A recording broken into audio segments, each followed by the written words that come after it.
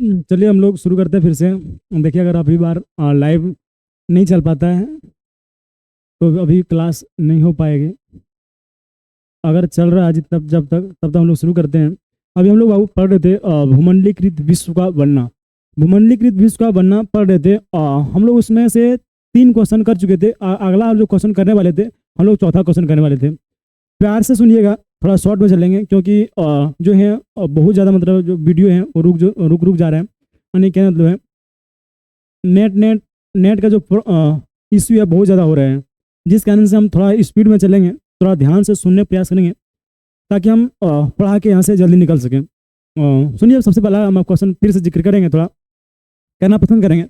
वो कहता है अफ्रीका में रेंडर पेस्ट के आने के प्रभावों की व्याख्या करते हुए संक्षिप्त टिप्पणियां करें। यानी आपको याद रहे, हम आपको ये बता रहे थे, अगर हम बात करें जो यूरोपीय लोग थे यानी जो ब्रिटिश लोग थे, वो दक्षिण अफ्रीका को अपने अंडर में उनको यानी दक्षिण अफ्रीका को औपनिवेशवाद बनाना पसंद करता था। यानी बस वो कर रहे थे क्योंकि आपको पता है, दक्षिण अफ्रीका की बात करते हैं, दक्षिण अफ्रीका में भारी मात्रा में खनिज संपदा थे और खनिज संपदा होने के ही कारण जो ब्रिटेन के जो लोग हैं यानी ब्रिटिश जो लोग हैं, वो दक्षिण अफ्रीका को उपनिवेशवाद बनाना पसंद करते हैं।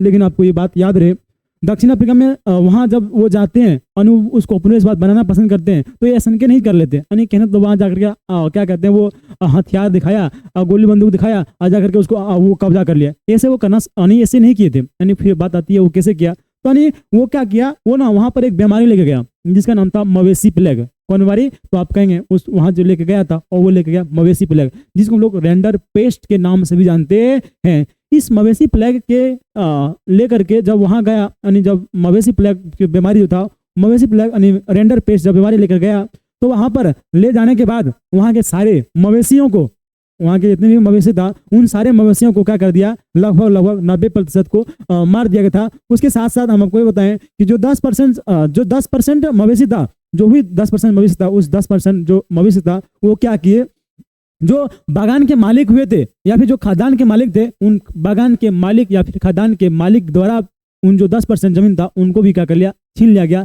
और जो वहाँ के जो किसान थे यानी वहाँ के जो मवेशी पालन वाले लोग थे, उनको अपने अंडर में कर लिया और उनको लोगों को क्या कर दिया, मजदूर कर दिया। क्या वो लोग ऐसा करना चाहते थे? नहीं। आपको बता दें कि जो दक्षिण अफ्रीका की बात करते हैं, दक्षिण अफ्रीका पूरी तरह से संपन्न देश हुआ करते थे। यानी कहने मतलब ये है, अगर हम दक्षिण अफ्रीका की बात करते हैं, जो दक्षिण अफ्रीका था वो पूरी तरह से संपन्न देश था।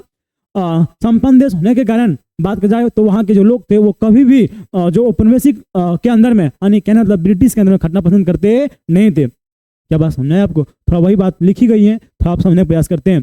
वही कहते हैं कि अफ्रीका की बात करते हैं, अफ्रीका के जो लोग क्योंकि पास भारी मात्रा में जमीन थी। यानी अगर हम दक्षिण अफ्रीका की बात करते हैं, दक्षिण अफ्रीका के लोगों के पास क्या था, तो आप कहेंगे भारी मात्रा में क्या था, वो भारी मात्रा में बहुत भारी मात्रा में सारी जमीन थी तथा वे पशुओं को चारागाह करते थे। यानी दक्षिण अफ्रीका के लोग क्या कर रहे हैं, तो आप कहेंगे वो पशुओं को चारागाह करते हैं।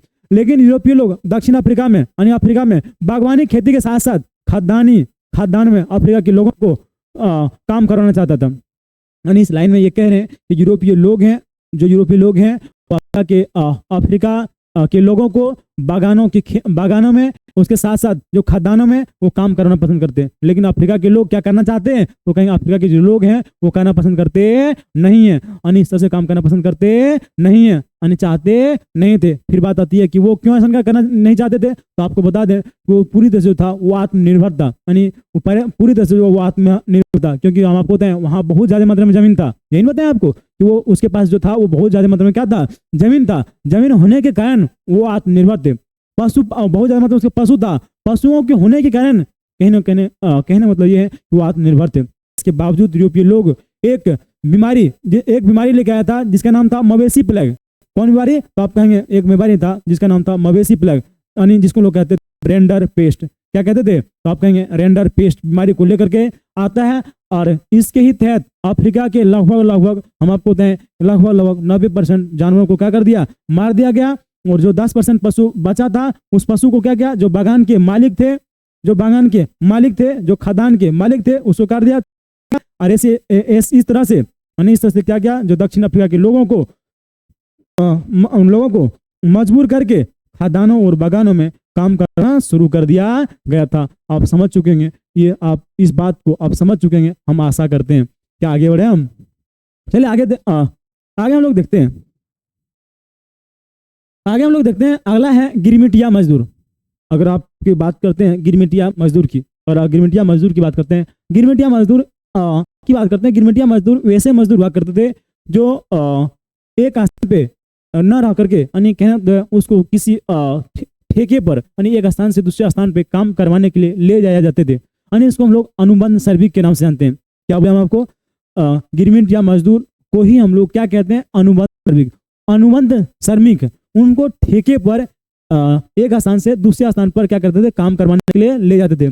जब उनको ले जाते थे, उनको ये भी बात बताया ही नहीं जाता था कि उसको काम करने का तौर तरीका क्या होंगे, क्या काम होगा, समय कितने होंगे, कितने दिन के बाद लौटना है, यानी सारे जानकारी, इस सारी चीज़ों की जानकारी दी ही नहीं जाती थी। यानी ये कह सकते हैं कि उन लोगों को एक भी बात की जानकारी दी नहीं जाती थी। ऐसे मजदूर को ही हम लोग क्या कहते हैं? ऐसे मजदूर को ही हम लोग कहते हैं गिरमिटिया मजदूर, या फिर हम लोग क्या कहते हैं? उसी को हम लोग कहते हैं अनुबंध श्रमिक। क्या कहते हैं उसको? अनुबंध श्रमिक। यानी बात समझिएगा, हम पढ़ने का प्रयास करते हैं इसको।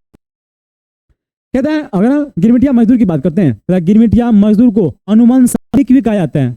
गिरमिटिया मजदूर को क्या कहे जाते हैं? तो आप कहेंगे गिरमिटिया मजदूर को हम लोग क्या कहते हैं? गिरमिटिया मजदूर को अनुबंध श्रमिक कहते हैं। कहता है यह एक तरह के मजदूर थे।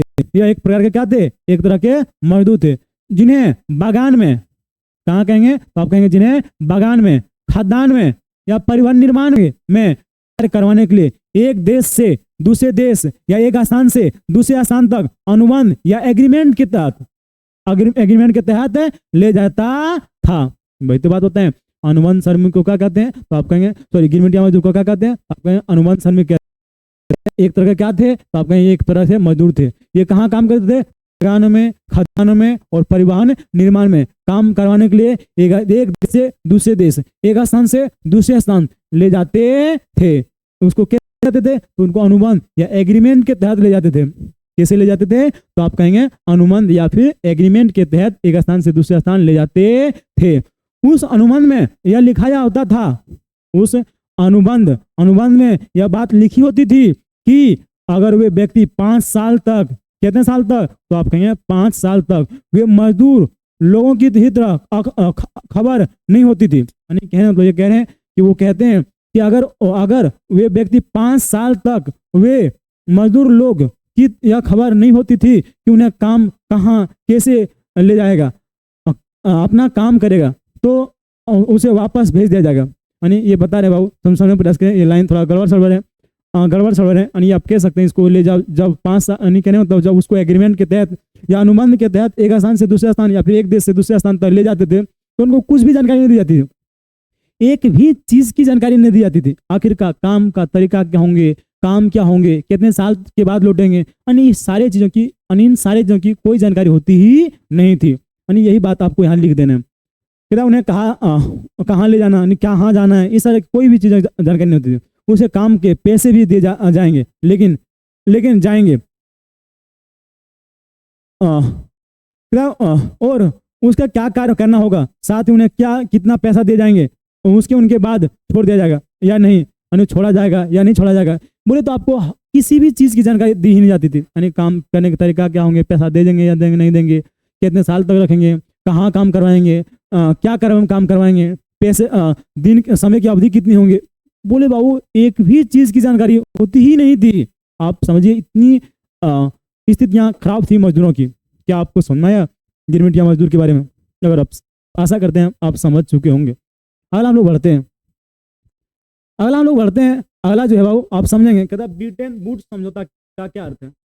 हम लोग अभी जो समझ रहे हैं, हम लोग अभी समझते हैं, कहता ब्रिटेन वुड्स समझौता। और हम ब्रिटेन वुड्स समझौता की बात करते हैं। जो ब्रिटेन वुड्स समझौता जो हुआ था, आप कहेंगे वो 1944 में हुआ था। आप कहेंगे कहाँ हुआ था, आप कहेंगे ये जो हुआ था वो आप अमेरिका में हुआ था। कहाँ हुआ था बाबू, आप कहेंगे ये अमेरिका में हुआ था। ये दोनों बात ऑब्जेक्टिव क्वेश्चन के लिए भी आप याद रखेंगे। क्या आशा करें कि आप इस बात को याद रखेंगे। चलिए शुरू करते हैं। कहते ब्रिटेन वुड्स समझौता का क्या अर्थ है। ब्रिटेन वुड्स समझौता जो हुआ था वो 1944 में अमेरिका में स्थित एक जगह है न्यू हैम्सबर्ग शहर में ब्रिटेन वुड्स में हुआ था। कहता है इस व्यवस्था के अधीन अंतर्गत अंतर्राष्ट्रीय मुद्रा कोष, जिसको हम लोग कहते हैं इंटरनेशनल मॉनेटरी फंड, और आपसे पूछे ब्रिटेन वुड्स में हुआ था, इस जो सम्मेलन हुआ था, जो समझौता हुआ था, आप कहेंगे कहाँ हुआ था? कहेंगे ये अमेरिका में स्थित न्यू हैम्सबर्ग शहर में होता। कब हुआ था? कहेंगे 1944 में होता। इस व्यवस्था में, जो इस समझौता में क्या किया गया था? तो इसके अधीन में IMF की स्थापना की गई थी। किसकी स्थापना की गई थी? तो आप कहेंगे IMF यानी इंटरनेशनल मॉनेटरी फंड की स्थापना की गई थी। एवं इसके साथ साथ विकास बैंक का गठन की गई थी। यानी इसी दरमियान में IMF और के साथ साथ किसकी गठन की गई थी? तो आप कहेंगे विकास बैंक की भी स्थापना या फिर गठन की गई थी। कहता है इस अनुबंध को मुख्य शर्तें इस प्रकार थी, यानी इसमें कौन कौन सी बातें कही गई थी, इन बातों को भी आप याद रखेंगे। ये कौन कौन बातें? तो ये 3 बातें, आपको ये तीनों बात को आपको याद रखनी है। कहता है IMF, ये जे नहीं है बल्कि आई है। तो IMF अंतर्राष्ट्रीय मुद्रा कोष, जिसको लोग क्या कहते हैं? अंतर्राष्ट्रीय मुद्रा कोष। तो IBRD यानी जिसे हम लोग क्या कहते हैं? जिसको हम लोग क्या कहते हैं? विश्व बैंक। यानी IBRD को ही हम लोग क्या कहते हैं? विश्व बैंक का गठन किया गया था। यानी ये बात भी आपको याद रखनी है। कहता जब ब्रिटेन वुड्स समझौता हुआ था, उस दरमियान में IMF और IBRD जैसे देश बैंक की स्थापना की गई थी। कब की गई थी? तो आप कहेंगे ब्रिटेन वुड्स समझौता के तहत ही की गई थी। दूसरी बात, तालमेल वाली विदेशी विनिमय दर व्यवस्था लागू की गई थी। यानी तालमेल वाली विदेशी दर, यानी कहना तो है हर एक देश के लिए जो विनिमय दर है, आपको पता होगा एक्सचेंज, यानी कहना तो मुद्रा किस दर पर लेना है, आपसे किस दर पर देना है, ये सारी जो बातें कही गई थी, जो निर्णय ली गई थी, वो जो ली गई थी, तो आप कहेंगे वो कब ली गई थी? तो आप कहेंगे वो ब्रिटेन वुड्स समझौता के तहत ली गई थी। ये बात भी आपको याद रखनी है। अगला कहते हैं सभी सदस्य देश यानी जितनी भी सदस्य देश था, उन सभी सदस्य देश को लिए IMF को पूंजी के लिए चंदा देना पड़ता था। यानी कहना मतलब ये भी बात रखी गई थी कि जितने भी सदस्य इसमें शामिल होंगे, वे सारे के सारे सदस्य को यानी IMF को क्या करना होगा? यानी पूंजी के लिए चंदा देना होगा, ताकि इस व्यवस्था को अच्छी तरह से हैंडल किया जा सके। क्या आप इस बात को समझ पाए? और आपको समझ में आया तो आप इस वीडियो को लाइक जरूर करेंगे।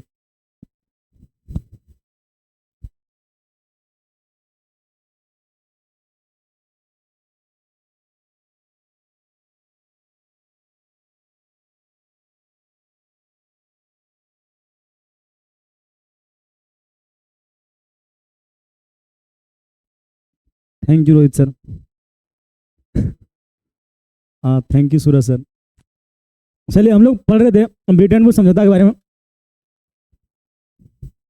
आशा करते हैं हमको समझ में आया होगा। अगला लास्ट क्वेश्चन है, लास्ट नहीं अभी 2-3 क्वेश्चन है यार, 4 क्वेश्चन है,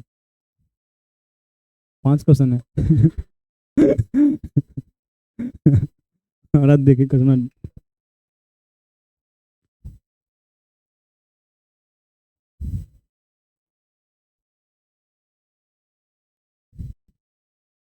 चलिए सुनिए अगला क्या।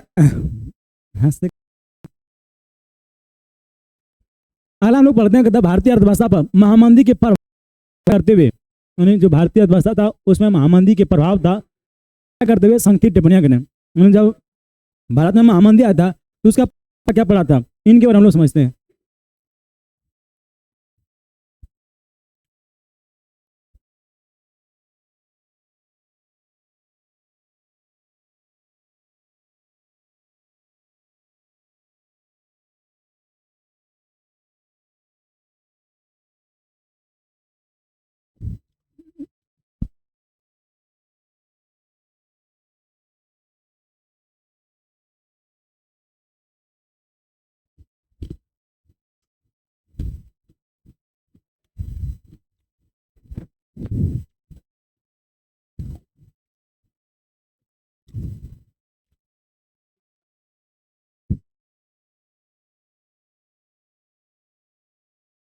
बात तो सही है।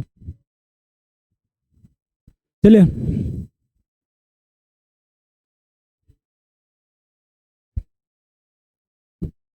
देखिए, हम लोग ये पढ़ रहे थे कि भारतीय अर्थव्यवस्था पर जब भारतीय अर्थव्यवस्था की बात करते हैं तो महामंदी के जो प्रभाव था वो क्या क्या पड़ा था, इस सारी बातें को समझने का प्रयास करते हैं।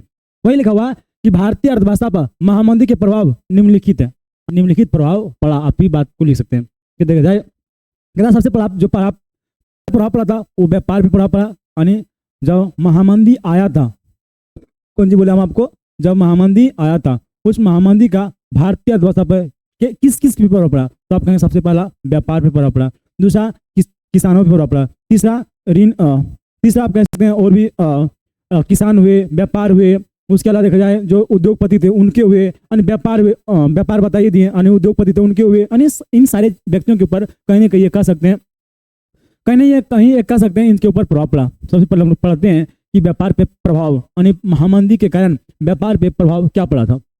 वो कह रहे हैं कि महामंदी ने भारतीय व्यापार को तुरंत प्रभावित किया था। उन्हें जब महामंदी हमारे भारत में आया था उस महामंदी ने भारतीय व्यापार को तुरंत प्रभावित किया। वही कह रहे हैं कि 1928 से 1934 के बाद भारतीय जो निर्यात था और आयात का आधा हो गया था, यानी जो भारत की जो आयात और निर्यात था, यानी हमारे भारत में जब महामंदी आया उस महामंदी के कारण ही माने जाते हैं कि 1928 से लेकर के 1934 के बाद जो भारतीय निर्यात था और आयात था वो लगभग कितना हो चुका था? आप कहेंगे आधा हो चुका था।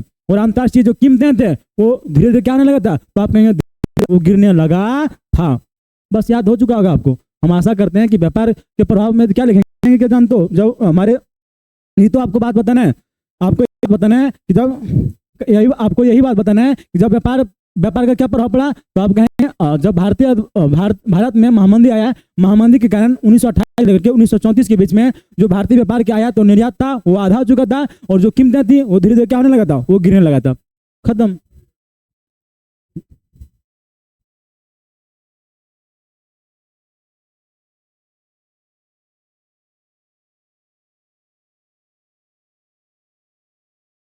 चलिए अगला सुनते हैं।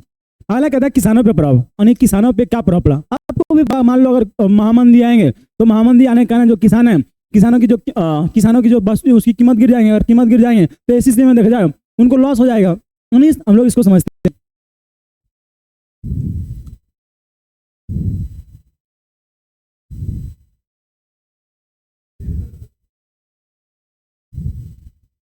क्या आपको समझ में आ रहा है?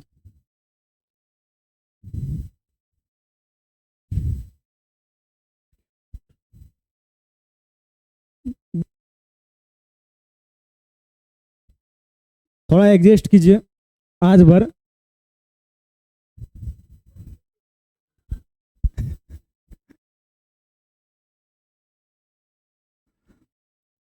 यही करें, मैं कीमतें गिरने लगी थी। कहता किसानों के ऊपर क्या प्रॉब्लम था। आपको पता किसान जो है खेती करेंगे, अगर खेती करेंगे तो उसकी जो वस्तु की जो कीमत है वो गिर जाएंगे। वही करें कीमतें गिरने लगी, कीमतें गिरने से जो गरीब किसान को तुरंत प्रभावित किया। यानी जब कीमतें गिरने लगा था, महामंदी के कारण जब कीमतें गिरने लगा था तो किसान जो था, जो कौन किसान, तो आप कहेंगे गरीब किसान, जो गरीब किसान था उसको तुरंत प्रभावित किया था। कैसे प्रभावित किया? तो कहता कृषि उत्पादकों की कीमत गिरने के बावजूद औपनिवेशिक सरकार ने किसानों की जो कर था उसमें कोई राहत नहीं दिया, जिसके जमीन पर निम्नलिखित प्रभाव पड़ा। क्या प्रभाव पड़ा? यानी उसके पहला आप कहेंगे तो जो बोझ था वो धीरे धीरे क्या होने लगा था? तो आप कहेंगे बढ़ने लगा था। दूसरा, जमीनों की जो बेचनी पड़ी। देखिएगा, सुनिएगा। पहली बात कहेंगे जो किसान थे, एक बार से बोले हम, फिर सुनिएगा। हम आपको बताएं किसानों के ऊपर क्या प्रभाव पड़ा। तो हम आपको बताएं किसानों के महामंदी के कारण किसानों को तुरंत प्रभावित किया। जो गरीब किसान थे उनको तुरंत प्रभावित किया। तो आप कहेंगे कैसे प्रभावित किया सर? तो हम आपको यही कहेंगे कि जो गरीब किसान था, गरीब किसानों जो खेती किए थे उनकी वस्तुओं की जो कीमत था, वस्तु की जैसे ही कीमत गिर गई, जैसे ही उसकी कीमत गिर गई और कीमत गिरने के साथ साथ लेकिन जो औपनिवेशिक सरकार था, जो औपनिवेशिक सरकार ने किसी भी प्रकार के टैक्स में राहत नहीं दिया, जिस कारण से और भी जो किसान था धीरे धीरे कर्जे में जाने लगे थे। वही बात इसके कारण जो अनेक कहने मतलब ये है, जो किसान थे, किसानों को कोई किसी भी प्रकार की राहत नहीं पहुंचाए। इन कारण से कौन कौन प्रभाव पड़ा, ये सारी बातें, 4 बातें लिखा हुआ है। अनेक कहते हैं जो किसानों के ऊपर ऋण का जो बोझ था वो धीरे धीरे बढ़ने लगा था। जो बहुत सारे ऐसा किसान था जो किसानों की जमीन बेचनी पड़ी थी। तीसरी बात करता है लोगों को अपना सोना चांदी बेचना पड़ रहा था। चौथा बात करता है भारतीय जो पर्सन था, कौन जी बोले आपको? भारतीय पर्सन। और ये कह रहे हैं जो भारतीय पर्सन उद्योग को भी प्रभावित किया था। यानी कहने मतलब इस देखा जाए जो किसानों के ऊपर भी प्रभाव देखने को मिला हुआ था। आशा करते हैं इस बात को आप समझे होंगे।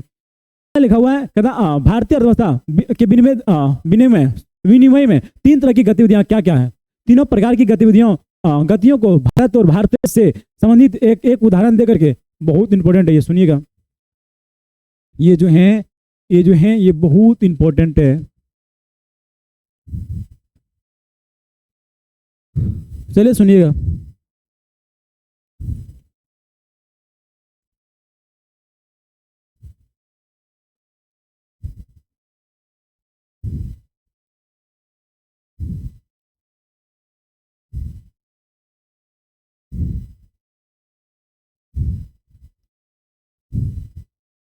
चलिए सुनिए, यानी हम आपको बता दें अंतर्राष्ट्रीय क्वेश्चन सुनिए फिर से। अंतर्राष्ट्रीय आर्थिक विनिमय में, किसमें बोल रहे बाबू, अंतर्राष्ट्रीय आर्थिक विनिमय में तीन तरह की गतिविधियां क्या था। तीन तरह की गतिविधियां क्या था। तीन प्रकार की गतियों को भारत और भारतीय से संबंधित एक एक उदाहरण दें, इनके बारे में संक्षिप्त टिप्पणियां करें। क्या क्वेश्चन समझ में आया?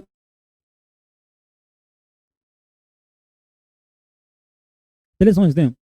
आपको पता होगा जब जब विनिमय की बात आती है, यानी अंतर्राष्ट्रीय आर्थिक विनिमय की बात करते हैं, तो आपको पता होगा तीन तरह के विनिमय हमारे भारत में या फिर विश्व के अन्य देशों में चल रहे थे। जिसमें हम आपको बताएं तीन तरह के विनिमय कौन था। तो हम आपको बताएं तीन तरह के विनिमय हो रहे थे, यानी आदान प्रदान हो रहे थे। जिसमें से पहला जो था वो व्यापार का प्रवाह हो रहे थे, दूसरा जो था वो श्रम का प्रवाह हो रहे थे, और तीसरा जो था वो पूंजी का प्रवाह हो रहे थे। यानी तीन तरह के जो प्रवाह था वो क्या था। तो आप कहेंगे पहला जो था वो व्यापार का प्रवाह हो रहा था, दूसरा क्या था तो आप कहेंगे श्रम का प्रवाह हो रहा था, तीसरा क्या था तो आप कहेंगे पूंजी का प्रवाह हो रहा था। क्या बात समझ में आई आपको? यानी हम आपको ये बता रहे हैं कि जब अंतर्राष्ट्रीय आर्थिक विनिमय में तीन तरह के प्रवाह की गतिविधियां निम्नलिखित हैं, वो कौन सी आपको बताएं। तो आपको बताएं पहला जो था वो व्यापार का प्रवाह, दूसरा क्या श्रम का प्रवाह, तीसरा क्या पूंजी का प्रवाह। यानी अपनी अंतर्राष्ट्रीय आर्थिक विनिमय में तीन तरह के प्रवाह क्या क्या हुआ था। अंतर्राष्ट्रीय आर्थिक विनिमय में तीन तरह के प्रवाह क्या क्या हुआ था। तो आप कहेंगे व्यापार का प्रवाह, श्रम का प्रवाह और तीसरा पूंजी का प्रवाह हुआ था। आपको नहीं बताया अभी तुरंत बता क्या है कि ये तीन तरह के प्रवाह होने के कारण ही लोगों को लगने लगा कि अर्थव्यवस्था को बढ़ाया जा सकता है, यानी अर्थव्यवस्था को बढ़ाने को बात आती है। इसी से पता चला जो ये तीनों की प्रवाह में तेजी देखने को मिला था। वीडियो कट रहा है,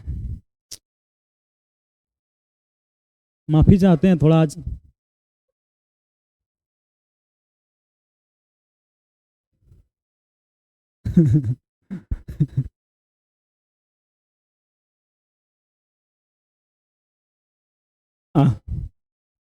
चलिए सुनिए, कहता व्यापार का प्रवाह, कहता व्यापार का प्रवाह में क्या हो रहा था। कहता व्यापार का प्रवाह का अर्थ वस्तुओं के व्यापार है, यानी कहने मतलब व्यापार का प्रवाह हो रहा था। व्यापार का प्रवाह का अर्थ क्या है तो कहेंगे वस्तुओं का व्यापार करना, वस्तुओं का क्या करना, व्यापार करना।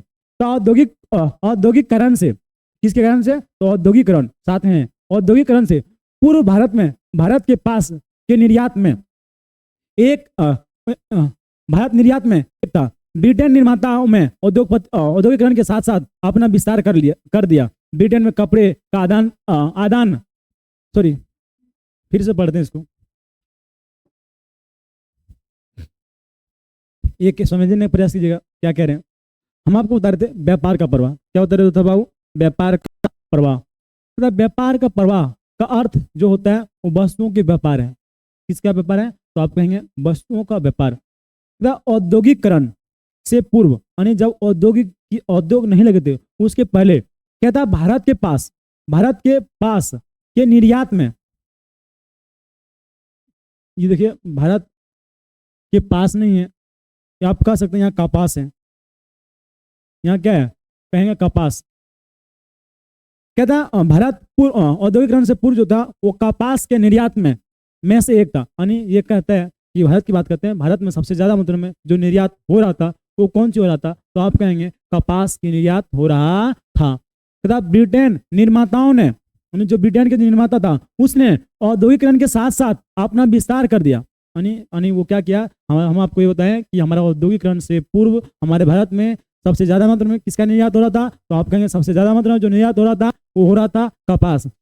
जैसे से यहाँ से हमारा निर्यात हो रहा था और दूसरे देश जा रहा था, वैसी स्थिति में जो कहता है उसी दरमियान है, कहता ब्रिटेन के निर्माता जो उद्योग निर्माता थे उसने क्या किया, अपना ही उद्योग का विस्तार किया। और सिर्फ उद्योग का ही विस्तार नहीं किया, सिर्फ उद्योग का ही विस्तार है नहीं क्या, बल्कि यहाँ से जो कपास जाता था और ब्रिटेन में बनता था और वहां से बन करके पूरे विश्व के अन्य देशों में यानी कोने कोने पर वो फैलाने का भी काम करते थे। वही कह रहे हैं कि ब्रिटेन निर्माताओं ने औद्योगिकरण के साथ साथ अपना विस्तार कर दिया। ब्रिटेन में कपड़े आदत पर सीमा शुल्क लगा दिया गया। फलतः भारतीय सूती कपड़े का ब्रिटेन में आयात कम हो गया। और ये समझने का प्रयास कीजिएगा, फलतः होगा, ठीक है। ये कहता है फलतः भारतीय सूती कपड़े का ब्रिटेन में क्या हुआ, आयात जो था वो कम हो गया। सुनिएगा क्या बता रहे हैं, फिर से समझिएगा।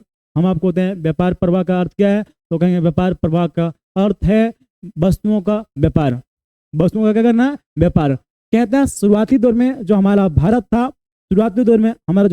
वो बहुत ही ज्यादा मात्रा में कपास का निर्यात करता था। इसका ही फायदा यानी जब औद्योगिकरण की बात कर रहे हैं, यानी जब उद्योग नहीं लगा था उसके पहले की बात कर रहे हैं, वही कह रहे हैं इसका जो फायदा उठाया वो ब्रिटेन लोग किए। कौन किए, तो ब्रिटेन लोग। आपको हम बता चुके हैं, जब पढ़ा रहे होंगे तो आपको बता चुके थे। हमारा जो ऐसे देखा जाए तो सबसे ज्यादा मतलब कपास ही नहीं बल्कि सूती कपड़े के निर्माता के रूप में, यानी पूरे सूती कपड़ा पूरे विश्व में हम भारतीय लोगों का क्या कहते हैं वो विख्यात था। यानी ये कह सकते हैं कि हमारे भारत से जो है वो सबसे ज्यादा मात्रा में जो जा रहा था वो सूती कपड़ा जा रहा था, आपको पता होगा। लेकिन धीरे धीरे जब ब्रिटेन में उद्योग लगने लगा तो ऐसी स्थिति में देखा जाए तो ब्रिटेन यानी पूरे यूरोप में देखा जाए, ये कह सकते हैं कि जो सूती कपड़ा भारत से जा रहा था वो पूरी तरह से रोकने का प्रयास किया गया था। आपको याद होगा, यानी कहने मतलब यह है कि ब्रिटेन ना तो ब्रिटेन जा सकता, ना ही इंग्लैंड जा सकता, यानी कह सकते हैं पूरे यूरोप जाने से क्या कर रहा था, रोकने का प्रयास कर रहा था। ऐसा क्यों कर रहे थे, उनका मानना था हम अपना बना करके कपड़ा करेंगे, आप खुद से यहाँ कपड़ा बनाएंगे और खुद यहाँ पूरे यूरोप में जो है अपना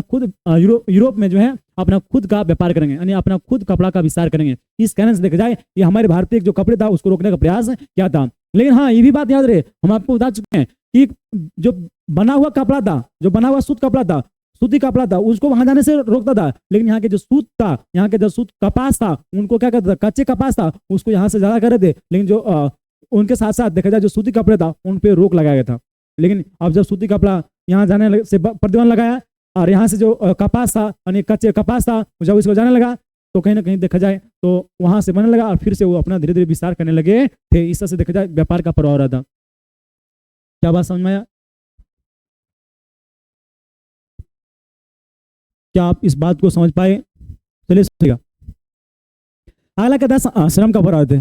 इसमें रोजगार की खोज से लोग का प्रयास शामिल था। सुनो, श्रम की प्रभाव का मतलब था जो लोग थे एक स्थान से दूसरे स्थान तक काम की तलाश में क्या करते थे, एक जगह ढूंढते ही रहते थे। यानी वो क्या कहलाता है, उसी को ही हम लोग क्या कहते हैं, श्रम का प्रभाव कहते हैं।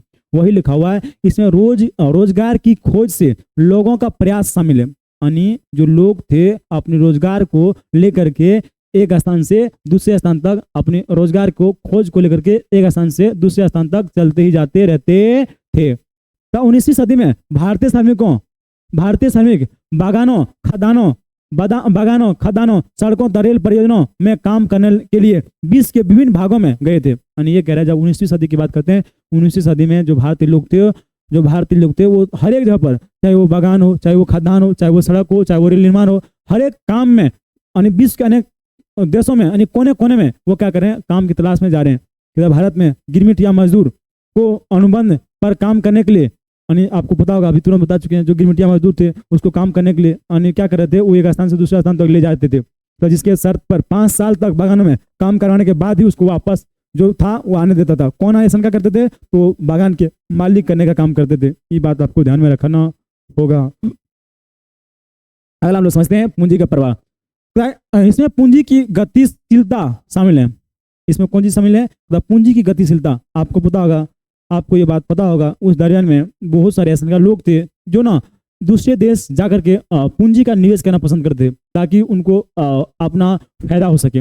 वही कह रहा है कि पूंजी का प्रवाह का अर्थ क्या होते हैं, तो पूंजी की गतिशीलता यानी पूंजी एक जगह नहीं बल्कि दूसरी जगह पर जाकर के क्या करें, निवेश कर रहे हैं। पूंजी को दूसरी जगह पर क्या करें, निवेश कर रहे हैं, यानी वही इसमें शामिल है। जिसमें अल्पसंख्या और दीर्घ अवधि के लिए सुदूर क्षेत्रों में निवेश किया जाता था। यानी पूंजी का प्रभाव का मतलब था पूंजी पैसा लेकर के एक स्थान से दूसरा स्थान जाना और वहां जाकर के निवेश करना। निवेश करके उसे कुछ फायदा कमाना है। अब वो कब कितने के लिए, यानी वो शॉर्ट टाइम के लिए हो सकता है और लॉन्ग टाइम के लिए हो सकता है, यानी अल्प समय के लिए हो सकता है और दीर्घ समय के लिए भी हो सकता है। यानी जो लोग थे वो कम समय के लिए भी जाके निवेश करता था और बहुत समय अधिक समय के लिए भी जो लोग थे वो निवेश करते थे। इसमें कहता है जो पूंजी का निवेश करने के आगे में हमारे भारत के भी लोग कम नहीं थे। एक सुनिएगा, एक व्यक्ति हैं शिकारी पुरी, श्रॉफ ऑफ नट्टू कोटी चटियारो। ये जो है इन कई बैंकरों ने और व्यापारों में से थे जो मध्य और दक्षिण पूर्व एशिया में खेती के लिए ऋण देते थे। यानी कहता है ये देखा जाए ये क्या कर रहे हैं, अपना जाकर के ऋण दे रहे हैं दूसरे देशों में जाकर के। तो वो कौन है, शिकारी पुरी, श्रॉफ ऑफ नट्टी कोटी चटियारो। ये क्या कर रहे हैं, वो ये जो है वो व्यापार के लिए व्यापारों में से थे, यानी व्यापार था और या फिर बैंकर थे। इसमें जो ये जो थे वो कहाँ जाकर के वो निवेश कर रहे हैं। तो आपको याद रहे ये मध्य और पूर्व एशिया में जाकर के, मध्य और दक्षिण पूर्व एशिया में जाकर के ये क्या कर रहे हैं, वो ऋण देने का प्रयास कर रहे हैं। आपको ये बात समझ में आया होगा, हम आशा करते हैं। क्या कोई दिक्कत है, आगे बढ़े?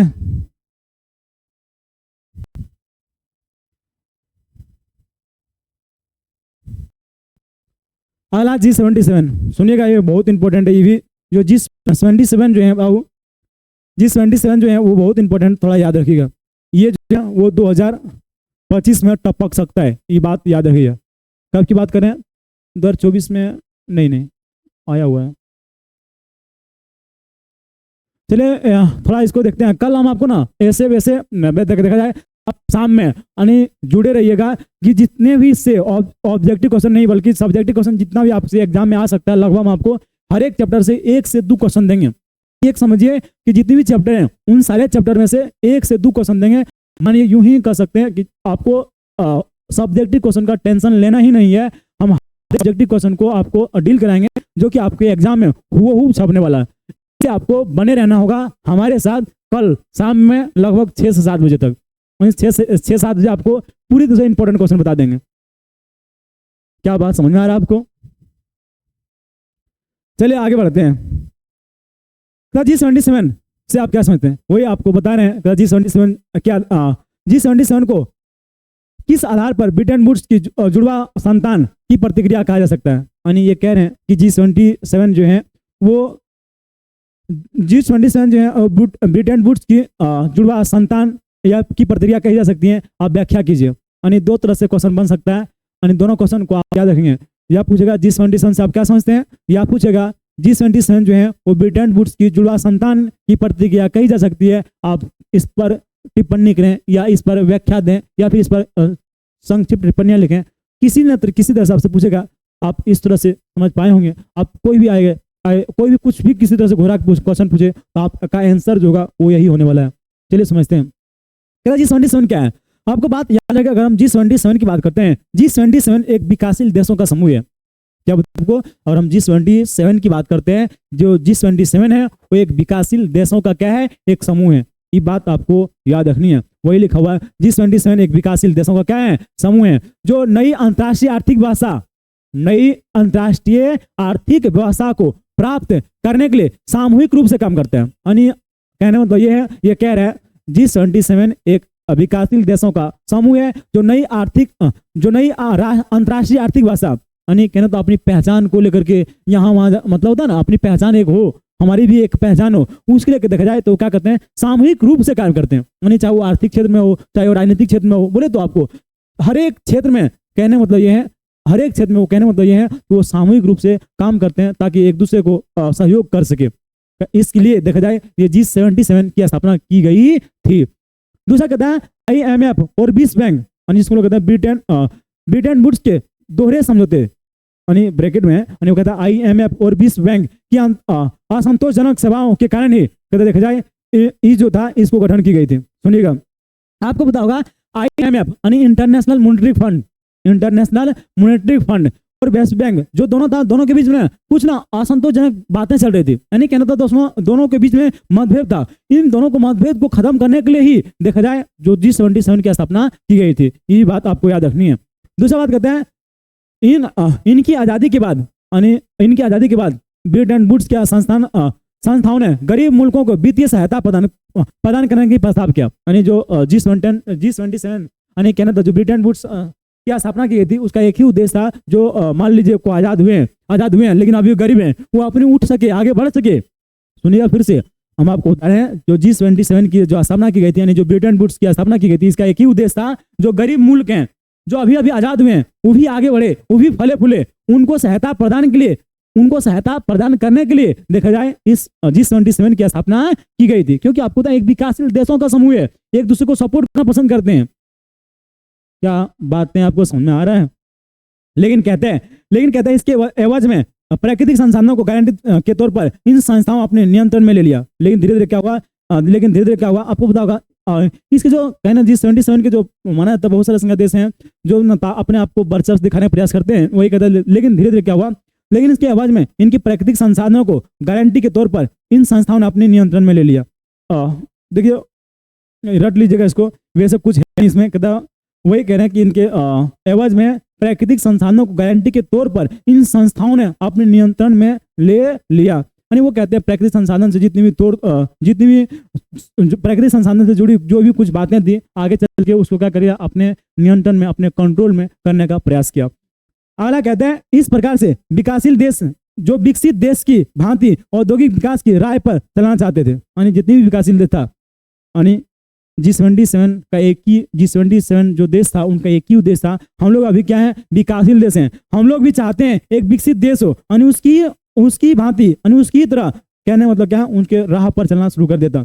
ब्रिटेन वुड्स संस्थाओं ने उसकी मार्ग अवरुद्ध कर दिया। लेकिन क्या हुआ, जो ब्रिटेन वुड्स जो मार्ग था उसको अवरुद्ध करने को जो काम किया था वो कौन किया था, तो आप कहेंगे ब्रिटेन किया था। प्रतिक्रिया स्वरूप G77 अस्तित्व में आ गया, यानी कहने मतलब अस्तित्व हो गया, कहने मतलब ये था। लेकिन हम आपको बताएं जो G77 जो था, G77 था, वो बहुत ही अच्छे कार्य कर रहे थे, एक दूसरे को फेवर कर रहे थे, एक दूसरे को सपोर्ट कर रहे थे। लेकिन ब्रिटेन वुड्स ने अपना अवरोध डाला, अवरोध डालने के कारण कहीं ना कहीं देखा जाए जो G77 था वो धीरे धीरे अस्तित्व में आ गया। कहने मतलब है वो धीरे धीरे वो खत्म हो गए हैं।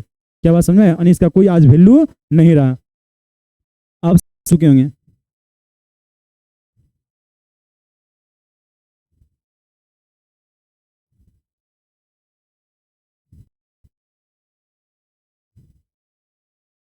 चलिए लाइक कीजिए, कौन कौन लाइक नहीं किए हैं?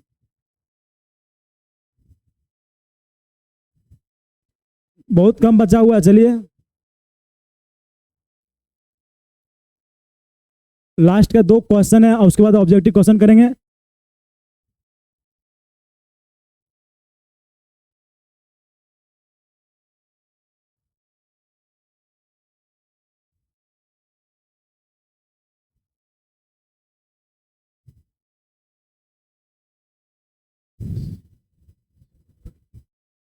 चलिए आगे, चलिए चलते। नहीं करेंगे लाइक, डिसलाइक कर दो, कम से कम नहीं करेगा तो लाइक। देखो बैकग्राउंड लाइक के बैकग्राउंड डिसलाइक है।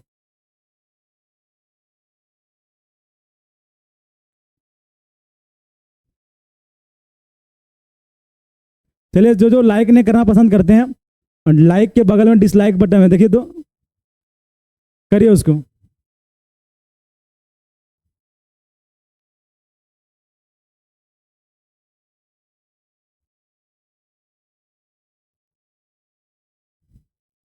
चलिए बढ़ते।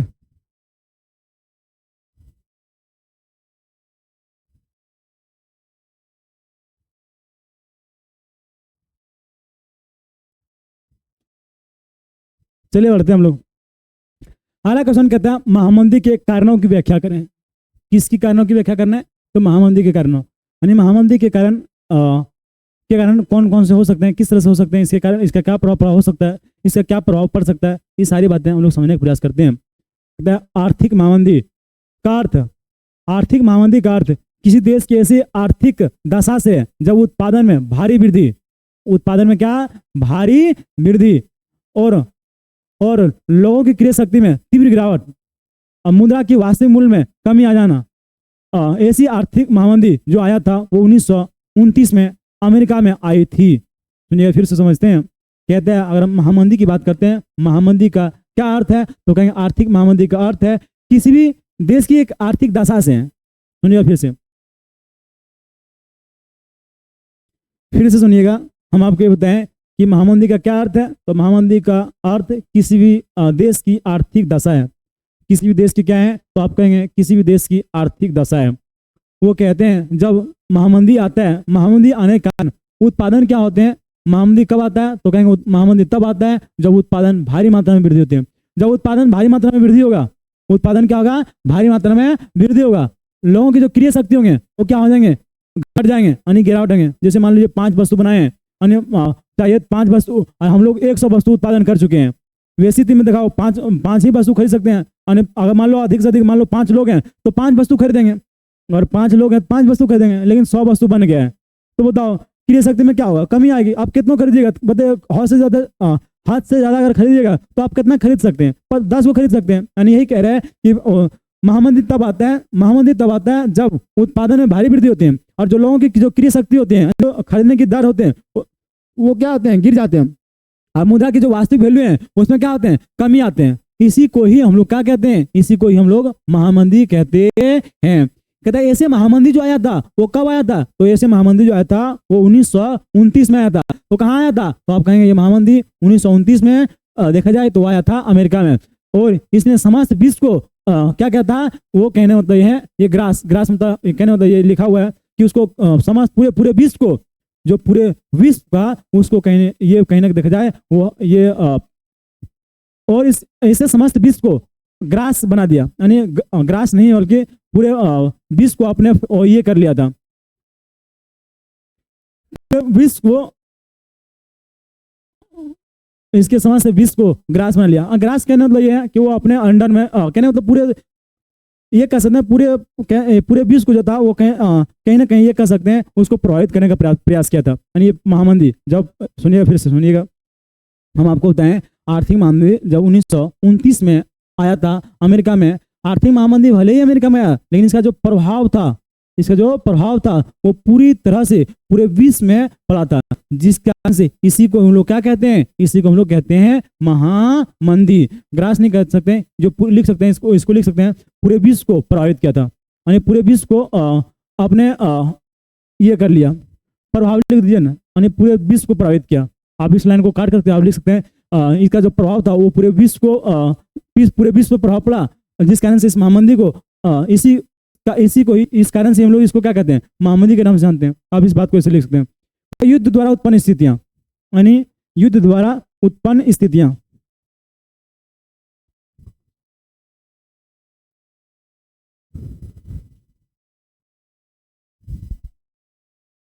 चलिए युद्ध द्वारा उत्पन्न स्थितियां, यानी जब युद्ध चल रहा था उसमें कौन कौन सी स्थितियां आई थी?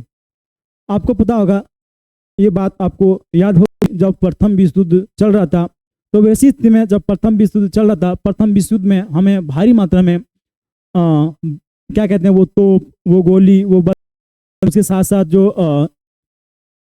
देखा जाए जो सेना की जो मांगे थी, चीज़ों की मांग बढ़ चुकी थी। ऐसी स्थिति में जो यूरोपीय लोग इन सारे हथियार को बनाना शुरू कर दिया, और जो खाद्यान्न वस्तुएं थी वो खाद्यान्न वस्तुओं को छोड़ दिया। ऐसे क्या हुआ, जब प्रथम विश्व युद्ध समाप्त हुए, यानी 1914 से लेकर 1918 तक चला था, लेकिन देखा जाए तो भारी मात्रा में यानी बम बारूद हो गए।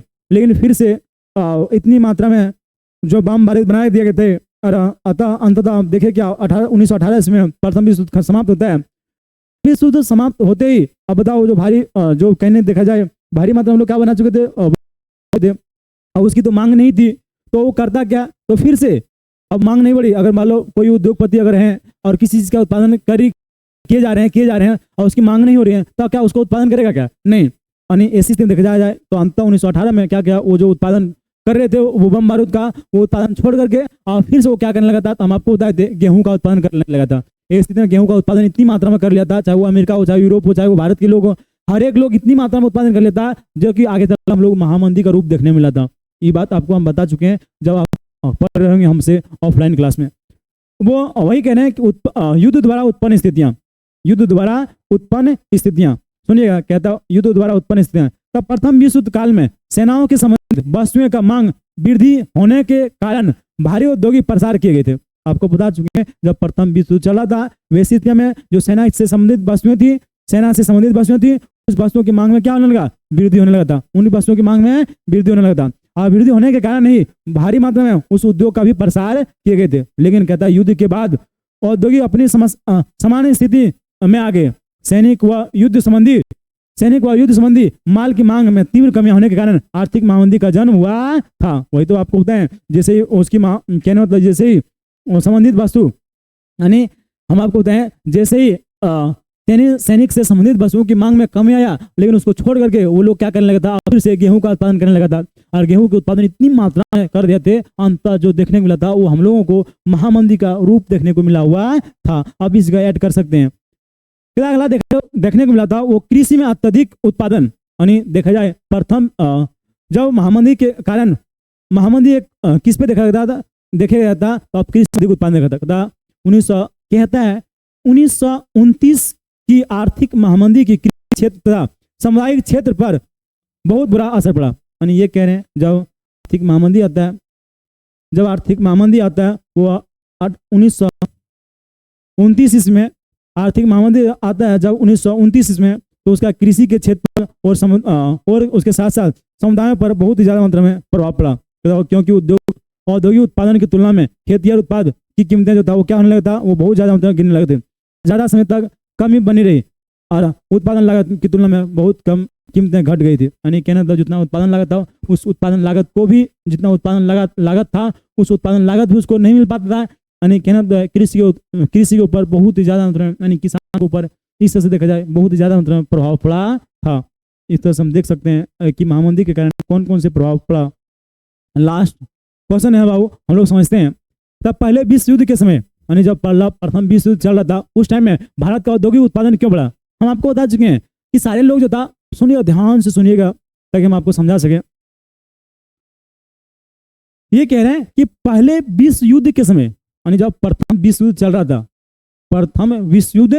रहा था तो कहता भारत के औद्योगिक उत्पादन क्या, आखिरकार ऐसा क्या हुआ था जो भारत के औद्योगिक उत्पादन बढ़ गया था, भारत के औद्योगिक उत्पादन बढ़ गया था। अभी हम आपको एक बात बताएं कि भारत की औद्योगिक उत्पादन बढ़ने का सबसे बड़ा कारण या सबसे बड़ा रीजन ये था कि ना जितनी भी यूरोपीय कंपनियां थी, जितनी भी यूरोपीय उद्योग थे, वो सारे के सारे उद्योग जो था वो कहीं ना कहीं, ये सारे के सारे उद्योग जो था वो कहीं ना कहीं ये कह सकते हैं वो हथियार बनाना शुरू कर दिए थे। और हथियार बनाने के चक्कर में ये खाद्य उत्पादन जो था, कौन उत्पादन, खाद्य उत्पादन, उसके साथ साथ सूती कपड़े का उत्पादन, उसके साथ साथ नहीं कपड़े का उत्पादन, ये सारी चीजों को छोड़ करके वो पूरी तरह से हथियार बनाना शुरू कर दिया था। तो इसका फायदा कौन उठाया, तो इसका फायदा जो उठाया वो हम भारतीय लोग उठाए। यानी कहना मतलब सब लोग, कोई यूरोप के जो कंपनियां हैं, जो यूरोप के उद्योगपति हैं, ये यूरोप के कंपनियां, जो यूरोप के उद्योगपति हैं वो भिड़ा हुआ है हथियार बनाने में। तो उसका बोले चलो भाई तुम लोग उधर काम करो, हम लोग इधर करते हैं। यानी कहना मतलब है हम लोग क्या करने लगे थे, तो हम लोग का कृषि का उत्पादन करने लगे थे, यानी कृषि के उत्पादन में बढ़ोतरी किए थे। यानी उसमें देखा आपको गेहूं का उत्पादन कर लिए थे, कपास के उत्पादन में वृद्धि की थे। यानी ये कह सकते हैं कि हमारे यहाँ जो था उस टाइम पीरियड में जो सूती वस्त्र था, उस सूती वस्त्र के उत्पादन में बढ़ोतरी किए थे। यानी इस तरह से देखा जाए तो हम लोग का जो उद्योग था, जो देखे थे कि पहले भी सूती वस्त्र की बात करते हैं तो आपको पता होगा सूती वस्त्र के उत्पादन हम लोग सबसे पहले स्थान पे आते थे। लेकिन अंग्रेज क्या कर दिया था, हम लोग का जो छोटा मतलब कहीं ना कहीं देखा जाए सूती वस्त्र जो पूरे विश्व में बेच रहे थे वो कम हुआ था अंग्रेजों के कारण। बोला तुम बेटा, वो उस टाइम पीरियड में हम लोग को घटाने का प्रयास किया, तो फिर से हम लोग एक मौका मिलता है, यानी फिर से मौका मिला, फिर से आगे बढ़ेंगे। बोलो है नहीं, थोड़ा समझते हैं। वही कह रहे हैं कि प्रथम विश्व युद्ध के समय भारत के औद्योगिक उत्पादन क्यों बढ़ा, इसके अनेक कारण दिए जाते हैं जिनमें से निम्नलिखित बातें कही गई हैं। पहला कहता है प्रथम विश्व युद्ध में, जब प्रथम विश्व युद्ध चल रहा था तो ब्रिटेन ऐसे उलझ गया कि उसका सारा ध्यान बचाव में लगा गया। यानी ये कह रहे हैं कि कहते हैं जब प्रथम विश्व युद्ध चल रहा था तो ब्रिटेन ऐसे उलझ गए कि उनका पूरा ध्यान कहाँ चल गया, अपने बचाव में चल गया, यानी अपने बचाने के चक्कर में चल गया। वह अब भारत में वह जो है वो भारत में अपने माल का निर्यात न कर सका, जिसका कारण भारत के उद्योगों को पनपने का सुअवसर प्राप्त हुआ। यही था, यही तो हम आपको बताएं कि जब प्रथम विश्व युद्ध चला था तो प्रथम विश्व युद्ध के दौरान में ब्रिटिश कंपनियां थी, जितने भी ब्रिटिश उद्योगपति थे, वो सारा के सारे जो लोग था वो अपने बचाने के चक्कर में सारा का ध्यान उधर ही चल गया। तो उसका फायदा भारत के ऊपर भारत के ऊपर नहीं गया तो भारत के उद्योगपतियों को लगने लगा कि भाई ऐसा ही मौका है, हम लोग क्या करेंगे, अब फिर से फिर से वो क्या करने लगा, अपना ध्यान उधर उधर उसका ध्यान उधर रहा, इसका ध्यान उद्योग की ओर गया। और इस स्थिति में देखा जाए तो हम लोग को उद्योग को बढ़ाने में बहुत ही ज्यादा मात्रा में सफल हुए थे। दूसरा बात करते हैं, इंग्लैंड के सब कारखाने निर्यात के विभिन्न चीजें बना सैनिक सामग्री बनाने लगे थे। हम आपको बता चुके हैं कि जब प्रथम विश्व युद्ध चला था तो इंग्लैंड के जितने भी कारखाने थे, यानी ब्रिटेन के जितने भी कारखाने थे, सारे के सारे कारखाना क्या बना रहे हैं, तो आप कहेंगे सैनिक सामग्री बना रहे हैं, यानी सैनिक की जो संबंधित चीजें हैं वो बना रहे हैं। अब बताओ, सैनिक के संबंधित आप सारी चीजें बनाएंगे, जो खाद्य उत्पादन है क्या उसको बनाएंगे क्या, तो आप कहेंगे खाद्य उत्पादन है वो नहीं बना रहे। तो ऐसी स्थिति में उसका जो फायदा उठाया वो कौन उठाया, तो कहें वो भारतीय लोग उठाया। तो वही कहते हैं, इसलिए भारतीय उद्योग ने रातों रात एक विशाल देश बाजार, एक विशाल देशी बाजार मिल गया। यानी आपको होता है भाई मिल गया, क्योंकि आप बताओ, अब वहां से जो ब्रिटेन से इंग्लैंड से जो अब सामान, इंग्लैंड से जो सामान भारत ही आ रहा था, जो इंग्लैंड का सामान था जो भारत आ रहा था, अब वहां से आएगा ही नहीं, वहां से अब आएगा ही नहीं। तो बताओ वहां से आएगा ही नहीं, तो बताओ ये कह सकते हैं भारत की जो कंपनियां, भारत जो उद्योगपति हैं, वही लोग क्या कहते हैं, अब उस वस्तु को बनाएगा और भारत में बेचेगा, बोलो है नहीं। तीसरा कहते हैं, एक विशाल देशी बाजार मिलने के अतिरिक्त भारतीय उद्योग को जब सरकार द्वारा ही अनेक चीजों जैसे फौज के लिए वर्दी, बूट आदि बनाने, टेंट आदि बनाने, घोड़े के लिए अनेक प्रकार के सामान बनाने आदि के ऑर्डर मिल गए, तो उनके लिए जान आ गई। जैसे जैसे युद्ध आगे बढ़ता गया, भारतीय उद्योगपति भी प्रगति करने लगे। वही तो बात बता रहे, वो कहते हैं जब देशी बाजार उसको मिला, देशी बाजार मिलने के कारण जो भारतीय उद्योगपति थे या जो यहाँ की सरकार था, सरकारों के तहत सरकार की तरफ से उन लोगों को बोला गया कि आप लोग भी क्या कीजिए, कि फौजियों के लिए वर्दी बनाइए, बूट बनाइए, टेंट बनाइए, घोड़ों के लिए अलग अलग प्रकार के सामान बनाइए, अन्य ऑर्डर दिया जाने लगे। तो भारतीय लोग भी लगने लगा कि नहीं, हम अब उद्योग को बढ़ावा देना चाहिए। और ऐसी में देखा जाए तो भारतीय लोग था अब उद्योग को आगे बढ़ाने लगे थे। आप इस बात को ध्यान में रखिए। अगला कहता है चौथा, पुराने कारखानों के साथ साथ, जो पुराने कारखाने थे उनके साथ साथ बहुत सारे नए नए कारखाने खोले गए। आपको बताएं उद्योग कैसे बढ़ा। अब भाई अब मान लो इतना इतना चीजें बनाना है, खाद्य पदार्थ बनाना है, फौज के लिए सामान,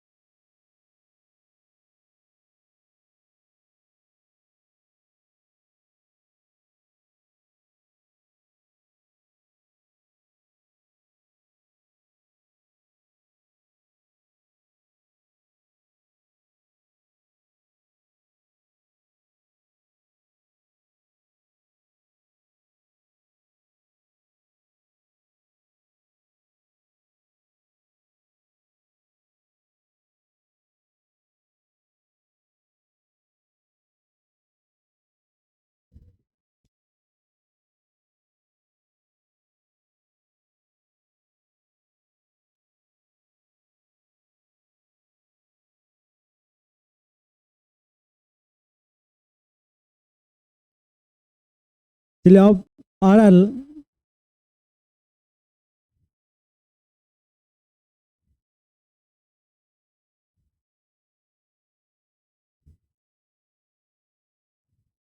अब साउंड आ रहा है। चलिए आगे बढ़ते हैं। हम लोग देखें अभी ये बात हम लोग पूरी तरह से समझ चुके हैं। अगले हम लोग पढ़ते हैं। अगला जो है बाबू ऑब्जेक्टिव क्वेश्चन है, और इसको हम लोग पूरी तरह से खत्म करके अगला चैप्टर करेंगे। चलिए शुरू करते हैं। कहता है एशिया को यूरोप और उत्तरी अफ्रीका से जोड़ने वाला मार्ग को क्या कहा जाता था। वो कहता है एशिया और यूरोप, सुनिएगा, एशिया के जो एशिया यूरोप को और उत्तरी अमेरिका को अफ्रीका को जो भी देश था, इन सारे देश को जोड़ने वाला जो मार्ग था उसको क्या कहते थे? एशियन मार्ग कहते थे, या सिल्क मार्ग कहते थे, या व्यापार मार्ग कहते थे, या अफ्रीकी मार्ग कहते थे। चलिए सबसे उम्मीद करते हैं आप इस क्वेश्चन का आंसर बताएंगे। चलिए बताइए, तो हम कमेंट पढ़ रहे हैं। चलिए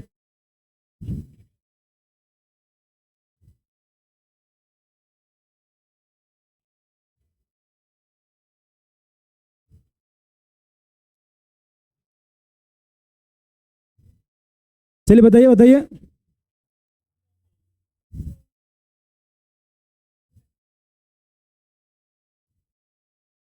चलिए इसका आंसर बताइए बाबू। इसका आंसर जो होगा वो कौन सी होगा? तो आप कहेंगे सिल्क रूट होगा। क्या होगा वो? सिल्क रूट, यानी इसको लोग कहते हैं सिल्क मार्ग या फिर सिल्क रूट के नाम से जाना जाता है। चलिए अगला क्वेश्चन देखते हैं। अगला क्वेश्चन देखते हैं, कहते अगला क्वेश्चन क्या है? वो कहते हैं निम्नलिखित में से किसने पूर्व आधुनिक दुनिया का रेशम मार्ग के द्वारा यात्रा नहीं किया था? यानी ये कह रहे हैं कि जब आधुनिक दुनिया में, यानी पूर्व आधुनिक दुनिया में ऐसा कौन सा लोग हैं, ऐसा कौन सा जो हैं इसमें से जो रेशम मार्ग के सहारे जो था वो दुनिया भ्रमण नहीं किए हुए थे, वो कौन थे? बताइए। ईसाई मशीनरी थे, या व्यापारी थे, या मुस्लिम प्रचारक थे, या पर्यटक थे? बताइए बताइए। देखिए आपको लिखना है 2 का, जैसे मान लीजिए इसका आंसर जो है वो पर्यटक है, यानी लिखना है 2 का सी। आपको इस तरह से आंसर देना है।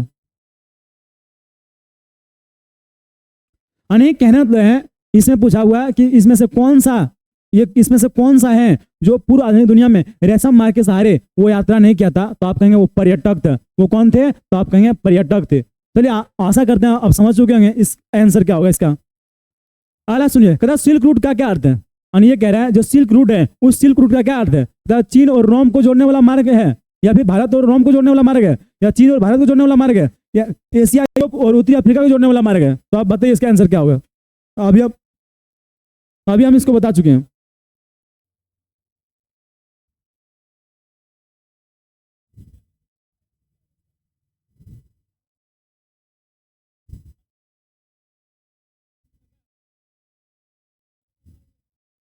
देखिए आप आंसर जो देते हैं आपको लिखना है 3 का, जैसे इसका आंसर क्या हो, मान लीजिए ये है तो आपको ये करना है।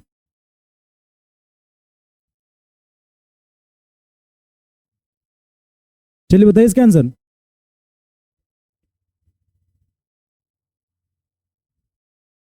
भाई पढ़ो, करोगे कमेंट और कहोगे हमारा होता ही नहीं है, हिस्ट्री होता ही नहीं है। वाह रे वाह, ठीक है कहता है। चलो अगर सिल्क रूट की बात करते हैं, बाबू आपको याद रहे सिल्क रूट की बात करते हैं। जो सिल्क रूट था वो एशिया यूरोप और उत्तरी अफ्रीका को जोड़ने वाला एक मार्ग था। यानी इसका जो ऑप्शन होगा वो आपको याद रखनी है, उसका जो ऑप्शन होगा वो कौन सी होगा? तो आप कहेंगे वो डी होगा। अगला कहता है अमेरिका की खोज किसने किया था? आपसे पूछ रहा है अमेरिका की जो खोज किया था वो किसने किया था? वो कोलंबस था, वो मैगनीज थे, या अबुल फजल थे, या इनमें से कोई नहीं थे? यानी आपको ये बात याद रखनी है, अगर आपसे पूछा है अमेरिका की खोज किसने किया था, तो अमेरिका की जो खोज किया था वो कोलंबस ने किया था।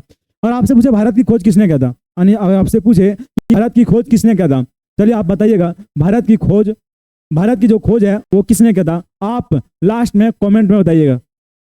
चलिए अगला बढ़ते हैं हम लोग। चलिए अगला कहते हैं समुद्री मार्ग की खोज के कारण, यानी समुद्री मार्ग की खोज के कारण कितने प्रकार की प्रभाव हुआ था? आपको बता चुके हैं जब समुद्री मार्ग की खोज हुआ था तो आपको बता चुके हैं कि कितनी खोज हुआ था, कितनी प्रकार की प्रभाव था, या 1 था, 2 था, 3 था, या 4 था? चलिए इसका आंसर बताइए। 5 का बताइए, 5 का बताइए, 5 का बताइए, 5 का बताइए।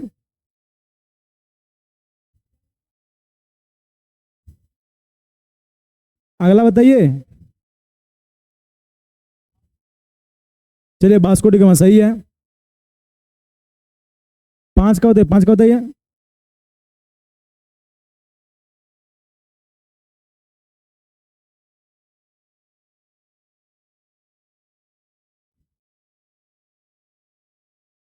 चार नहीं भाई, 4 नहीं था, ये गलत है। 3 तरह की प्रभाव था, आपको बता चुके हैं 3 तरह की प्रभाव क्या था, तो आपको याद रहे। हम आपको बताएं पहला जो प्रभाव था वो व्यापार का प्रभाव था। कौन सा प्रभाव था? तो आप कहेंगे व्यापार का प्रभाव होता था। दूसरा प्रभाव क्या होता था? तो आप कहेंगे पूंजी का प्रभाव होता था। कौन सी प्रवाह हो रहा था? तो आप कहेंगे पूंजी का प्रवाह हो रहा था। अगर आपसे पूछे तीसरा क्या था, तो आपको बता चुके हैं, निवेश का प्रवाह हो रहा था। किसका प्रवाह हो रहा था? तो आप कहेंगे निवेश का प्रवाह हो रहा था। आप इस जगह जोड़ सकते हैं, तीन तरह के प्रवाह में क्या था? व्यापार का प्रवाह, पूंजी का प्रवाह और निवेश की प्रवाह हो रहा था। यानी इसका जो आंसर होगा वो कौन सी होगा? तो आप कहेंगे ऑप्शन जो होगा वो सी होगा, यानी 3 नंबर होगा। चलिए, कहता है ब्रिटेन सम्मेलन किसकी जन्म हुआ? यानी जब ब्रिटेन वुड सम्मेलन होता है उसमें कौन सी किसका जन्म हुआ? तो आपको बता दिया अंतर्राष्ट्रीय मुद्रा कोष यानी IMF और विश्व बैंक दोनों का ही जन्म हुआ था। यानी ऑप्शन जो होगा वो क्या होगा? तो इसका आंसर जो होगा यानी ये कह सकते हैं वो सी होगा। अगला कहता है किस वर्ष वैश्विक कृषि अर्थव्यवस्था का विकास हुआ? बताइए वो कौन सा था? क्या वो 1931 था, क्या वो 1921 था, या फिर 1930 था, या 1890 था?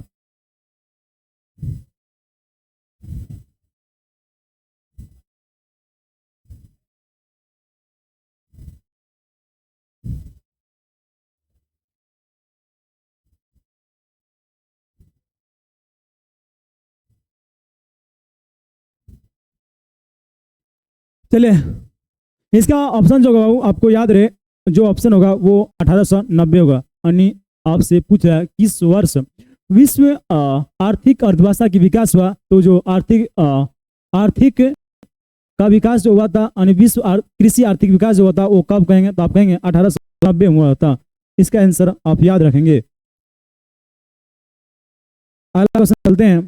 अगला क्वेश्चन कहता है ब्रिटेन वुड्स जो सम्मेलन हुआ था वो कब हुआ था? आपको बता चुके हैं, ब्रिटेन वुड्स सम्मेलन जो हुआ था वो कब हुआ था? 1944 में हुआ था। कब कहेंगे? तो आप कहेंगे 1944 में हुआ था। तो आप कहेंगे 1944 में हुआ था। कहता है विश्व व्यापार संघ, यानी विश्व व्यापार संघ जिसको हम लोग कहते हैं world trade organisation, world world trade organisation, बोले कौन से कहेंगे?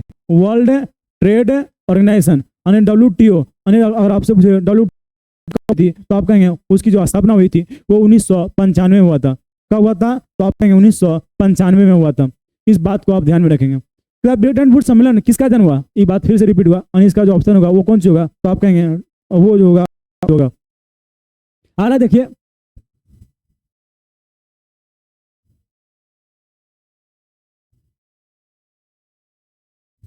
चलिए अगला देखिए।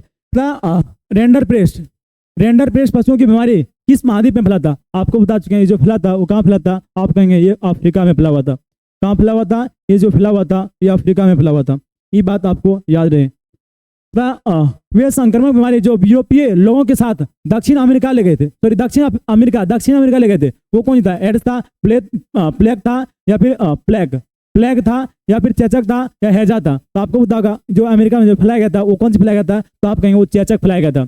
क्या फैलाया गया था? तो आप कहेंगे चेचक फैलाया गया था। ये बात को आप ध्यान रखेंगे। कॉर्न लॉ कहाँ लागू था? तो आपको बता चुके हैं कॉर्न लॉ लागू जो हुआ था वो ब्रिटेन में लागू हुआ था। कॉर्न लॉ कहाँ लागू हुआ था? तो आप कहेंगे ब्रिटेन में लागू हुआ था। इस बात को आप ध्यान में रखें। क्या गिरमिटिया मजदूर बिहार के किस क्षेत्र से भेजे जाते थे? जो बिहार के जो क्षेत्र वो क्षेत्र था वो कौन सा था? वो पूर्व क्षेत्र था, या पश्चिमी क्षेत्र था, या उत्तरी क्षेत्र था, या फिर वो दक्षिणी क्षेत्र था? इसका ऑप्शन आप बताएंगे। ये किसका जवाब कौन सी होगा? यानी 14 नंबर का क्या होगा? इसका जवाब आप खुद देंगे। चलिए आगे बढ़ते हैं। क्या पास्ता, यानी पास्ता किस सिसिली यानी इटली में, पास्ता की सिसिली इटली में द्वारा लाया गया था? वो पास्ता पास्ता का था, पास्ता जो था इटली में किन के द्वारा लाई गई थी? क्या चीनियों द्वारा लाई गई थी, अरबों द्वारा लाई गई थी, या भारतीयों द्वारा लाई गई थी, या पुर्तगालियों द्वारा लाई गई थी? चलिए बताइए तो इसका। पास्ता जो था वो किसके द्वारा लाई गई थी? बताइए किसके द्वारा लाई गई थी? चलिए हम देख रहे हैं, आपका कमेंट पढ़ रहे हैं।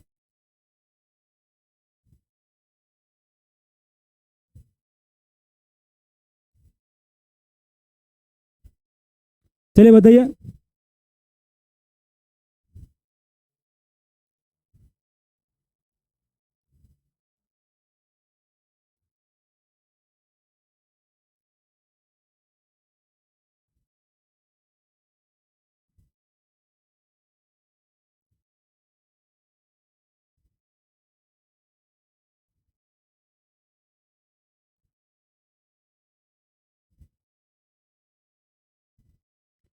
चलिए बताइए इसका।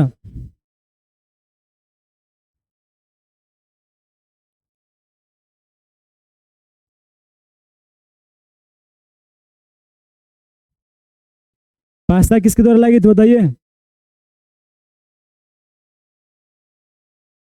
Anisha Lakra. Sir I love you to all of you.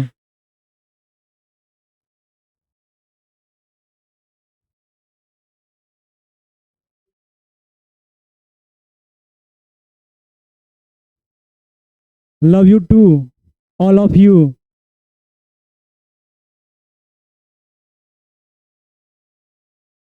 चलिए इसका आंसर बताइए क्या होगा? कोई ये बता रहे हैं, कोई भी बता रहे हैं, क्या होगा बताइए इसका?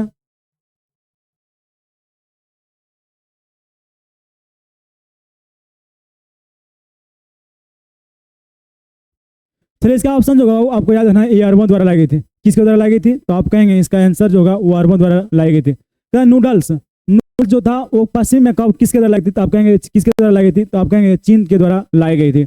अगला लास्ट क्वेश्चन जो है वो आपको याद रखना है, रेंडर पेस्ट क्या है? तो आप कहेंगे एक प्रकार का व्यक्ति है, बीमारी है, स्मारक है, जगह है। तो आप कहेंगे इसका एक प्रकार का क्या है? तो आप कहेंगे एक बीमारी है। क्या है ये? एक प्रकार का बीमारी है। क्या आपको मेरी क्लास अच्छा लगा? तो आप कमेंट करेंगे। जो जो लाइक नहीं किए होंगे आप लाइक करेंगे। हम आशा करते हैं, उम्मीद भी करते हैं, आशा भी करते हैं।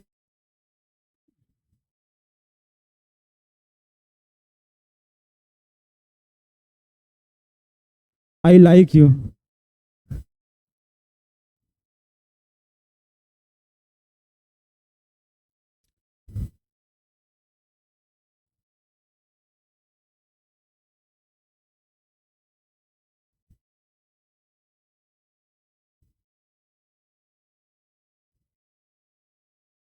चलिए कमेंट करिए आप, मेरा क्लास जो है वो कैसा लगा आपको?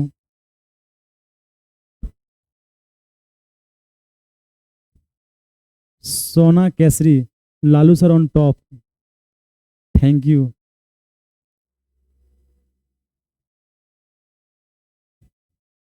सर वीरेन।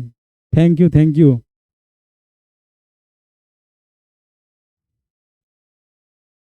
एक क्वेश्चन आपके लिए छोड़े हैं, आपको याद रहे, आपको कमेंट में देना है उसका आंसर। जैसे ही लाइव क्लास खत्म होता है आपको कहीं से भी ढूंढ करके इसको कमेंट में करना है, आखिरकार इसका आंसर क्या होगा। क्या सुन पा रहे हैं आप? जो जो लाइक नहीं किए लाइक कीजिए, फिर अभी तुरंत अगर होता है तो अगला चैप्टर है उसको हम तुरंत लाइव में आएंगे, अगर वो साथ देता है हमको, नेट इंटरनेट साथ देता है तो। चलिए लाइक कीजिए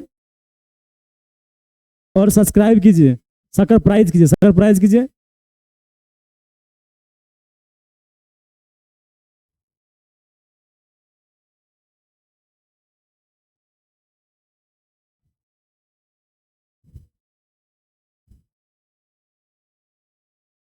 आई डैश यू क्या है?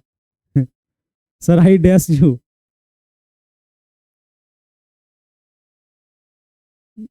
हमारा लाई लग रहा है, कितना स्मार्ट।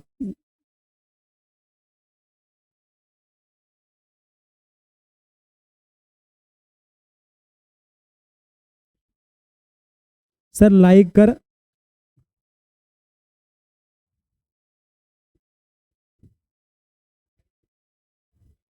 हाँ लाइक करके यहाँ से निकलना है। अगर आप लाइक किए तो 3 बार लाइक करना है। अगर लाइक किए हैं और फिर से 2 बार लाइक करना है।